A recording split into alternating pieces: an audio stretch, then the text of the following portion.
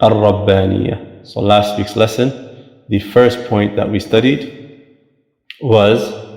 the fact that the Islamic Aqidah and the Islamic belief has the distinguishing trait of Ar-Rabbaniyah, meaning that it is divine, that it has been divinely revealed to mankind by way of Jibreel alayhi salam, the angel Jibreel, to the Messenger of Allah sallallahu alayhi wasallam, and thus the Messenger of Allah sallallahu alayhi wasallam conveyed the Qur'an to us. And so that which separates the religion of Al-Islam from all other forms of religion or all other beliefs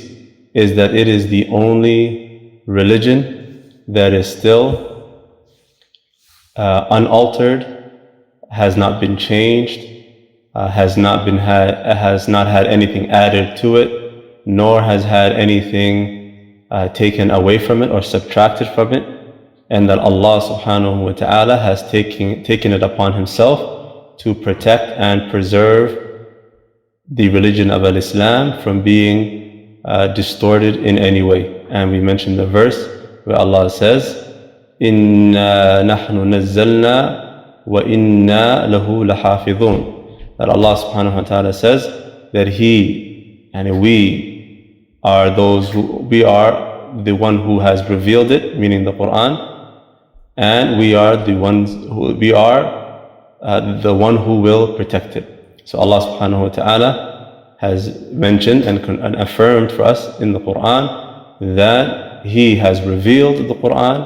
and He will also take it upon Himself to protect and preserve the Qur'an and the religion of Islam until the end of time.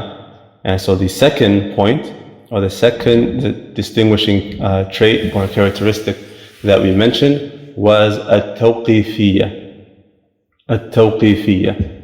And what we mentioned at-tawqifiyya meant was that the religion of Islam, if we know now that it has been revealed by Allah subhanahu wa ta'ala, and that we are not allowed to add anything to it, and that we are not allowed to subtract anything from it,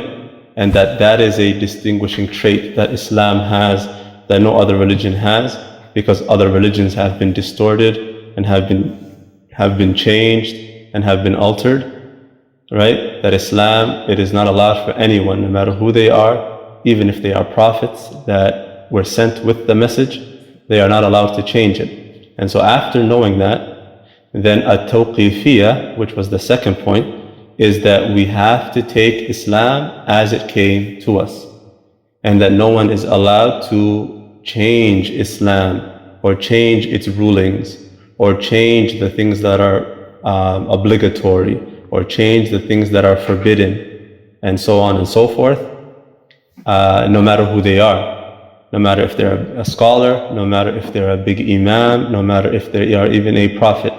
That once the religion of Islam comes to us as it is, that we take the religion of Islam as it is without changing anything. And we have to also believe firmly that the Prophet sallallahu alaihi wasallam,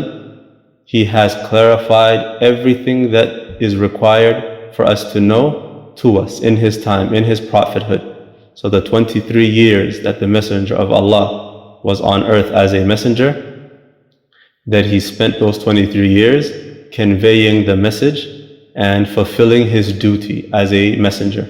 And so he did not leave anything out that we should know today. And anything that is good, he called us to it and he encouraged us to do it. And anything that is negative and evil and not good, then the Messenger of Allah warned us against it, whether it's in this life, whether there is a punishment in this life or a punishment in the hereafter for it.